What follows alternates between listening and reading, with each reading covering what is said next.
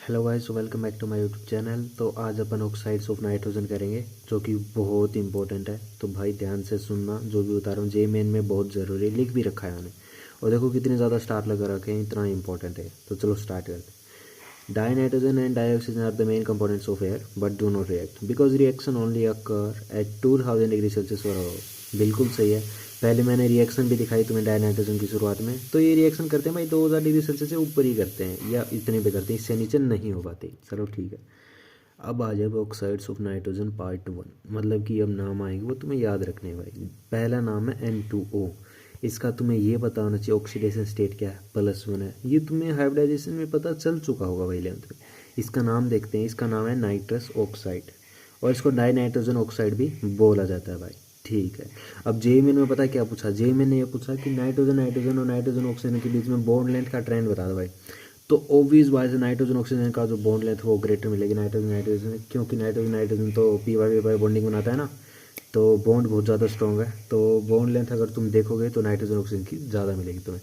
तो पहला die nitrogen nitrous oxide और डाई नाइट्रोजन ऑक्साइड जो है उसको स्टार्ट करते हैं। अब इसका आगे देखोगे ना, आगे तुम्हें ये पता करना है कि ये कलरलेस होता है, डायमैग्नेटिक होता है और न्यूट्रल कंपाउंड होता है। ये तुम्हें पता होना चाहिए, ठीक है।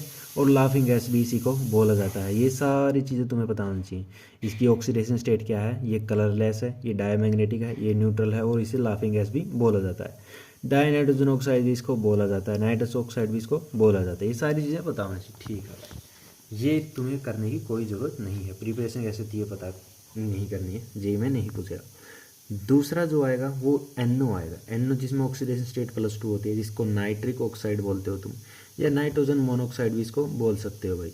जिस तरीके से अपन ने ऊपर वाले में कहा था कि कलरलेस और कलरलेस डायमैग्नेटिक और न्यूट्रल है, उसी तरीके से इसमें करना है। इसमें तुम्हें ये पता होना चाहिए कि भाई ये डायमैग्नेटिक नहीं है, पैरामैग्नेटिक है, कलरलेस है, न्यूट्रल है। जे में कैसे सवाल पूछता है पता है? नाइट्रोजन मोनोऑक्साइड जो है वो क्या है, पैरामैग्नेटिक है, डायमैग्नेटिक है, ऐसे क्वेश्चंस पूछता है भाई। तो तुम्हें पता होना चाहिए पैरामैग्नेटिक है ये, ठीक है। ठीक है भाई। ऑक्सीडेशन स्टेट भी इसकी तुम्हें पता होनी चाहिए। चलो अच्छी बात है। थर्ड नंबर पे जो आएगा, थर्ड नंबर पे अपन के पास आएगा N2O3। N2O3 से तुम बोलोगे डाई नाइट्रोजन ट्राईऑक्साइड इसको बोलोगे। ये कलरलेस नहीं होती है भाई। N2O3 जो ब्लू कलर देती है, ठीक है, सॉलिड सॉलिड ब्लू कलर देती है। और न्यूट्रल भी नहीं होती भाई, ये एसिडिक नेचर देती है अपना, और डायमैग्नेटिक नेचर इसका शो करती है भाई, ठीक है। N2O3 डाई नाइट्रोजन ट्राईऑक्साइड इसे बोला जाता है भाई। चलो ठीक है। तीसरे नंबर वाला भी तुम्हें पता होना चाहिए। अब इसकी प्रिपरेशन इतनी इंपॉर्टेंट क्योंकि जेईई में पूछी गई है। 2 मोल नाइट्रोजन मोनोऑक्साइड की जब तुम रिएक्शन करोगे N2O4 के साथ 250 डिग्री सेल्सियस पे, तो तुम डाई नाइट्रोजन ट्राईऑक्साइड को पालोगे। बहुत अच्छा सा स्ट्रक्चर भी नीचे बना के दिखा रखा है। चलो अच्छी बात है। अब क्वेश्चन एक और आया था कि total number of lone pair of 1 molecule of N2O3 में कितने होते हैं? तो 8 होते हैं भाई। ये सीधा याद रखना है, ये सीधा याद रखना है तुम्हें, ठीक है। अब इससे नीचे जो आएगा, इससे नीचे एक और चीज़ है N2O3 जो है इसे एनहाइड्रस ऑफ HNO2 भी बोला जाता है। नाइट्रस एसिड का N2O3 जब पानी के साथ रिएक्शन करता है ना, तो HNO3 बना देता है। ये तुम्हें पता होना चाहिए, ठीक है। इसके बारे में भी ज़्यादा बातें होंगी आगे, चिंता करने की बात नहीं है। अभी तक जो मैंने बताया है, लाफिंग गैस के बारे में बताया है, N2O के बारे में, उसके बारे में तुम्हें ये बताना चाहिए कलरलेस है, डायमैग्नेटिक है और न्यूट्रल है। उसके बाद नाइट्रिक ऑक्साइड और नाइट्रोजन मोनोऑक्साइड के बारे में बताया, इसका तुम्हें ये बताना चाहिए कि भाई पैरामैग्नेटिक है, कलरलेस है, न्यूट्रल है, बस। और तीसरे नंबर पे मैंने जो बताया N2O3, उसके बारे में तुम्हें ये बताना चाहिए कि die nitrogen trioxide oxidation state +3 है, ब्लू कलर देती है सॉलिड नेचर में, और एसिडिक नेचर, एसिडिक इसका मतलब कि नेचर है, और डायमैग्नेटिक शो करती है। बस ये पता होना चाहिए तुम्हें। लोन पेयर 8 होते हैं और नीचे एनहाइड्रस जो है HNO2 का, ये क्या है, अनहाइड्राइड है। बस इतना पता होना चाहिए, ठीक ठीक है। चलते हैं आगे। अब जो है चौथे नंबर पे आता है NO2, जिसको नाइट्रोजन डाइऑक्साइड बोला जाता है। पहला जो था N2O था वो, ठीक है, जिसे लाफिंग गैस तुम बोलते हो। अब NO2 है नाइट्रोजन डाइऑक्साइड, ये पैरामैग्नेटिक नेचर को शो करता है भाई, ब्राउन कलर देता है अपना, और एसिडिक नेचर रहता है। ये तीनों चीज़ें तुम्हें ध्यान में आनी चाहिए, ठीक है। ठीक है, ये तो तू याद कर लेगा। अब ई नंबर पे जो आया ना, ई नंबर पे इसका ही दुगना कर दिया, N2O4 कर दिया, N2O4 कर दिया, तो ये ऊपर वाले का ही डाइमर है, ठीक है।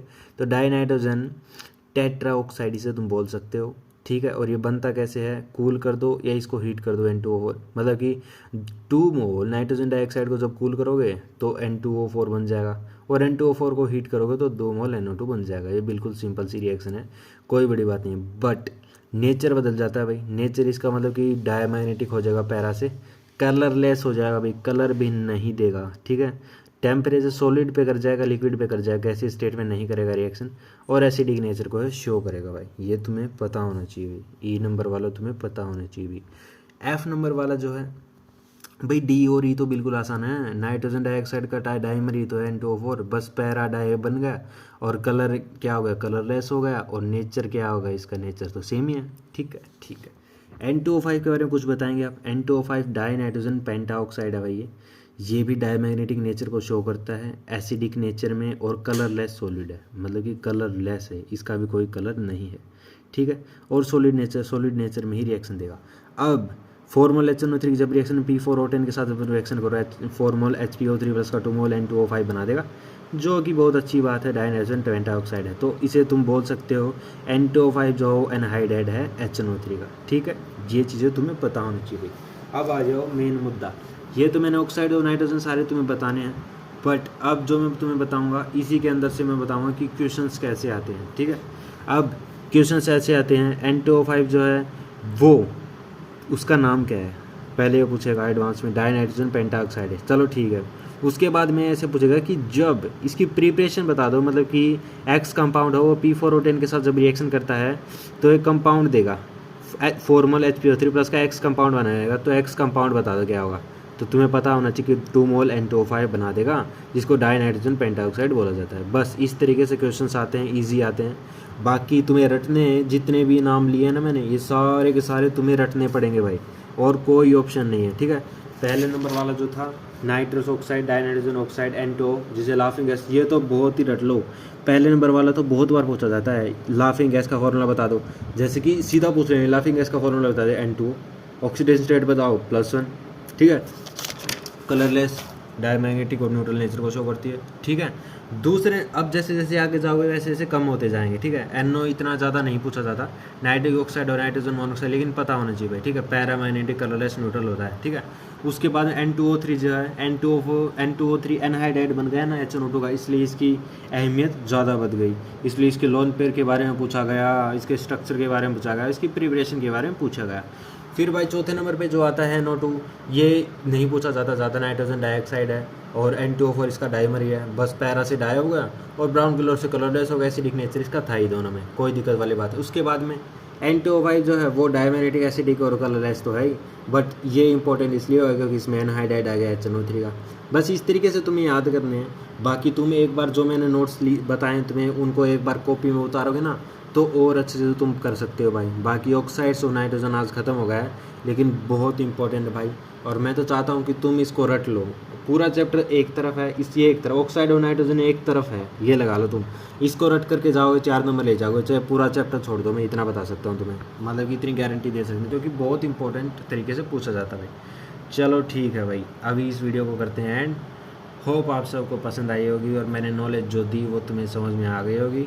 अगर अच्छी लगे तो भाई लाइक कर देना, चैनल को कर लेना सब्सक्राइब, ताकि ऐसी ऐसी वीडियो जो मैं बनाऊँ वो तुम्हारे सामने आ जाएँ और तुम उन्हें देख करके कुछ ना कुछ नया सीख पाओ भाई।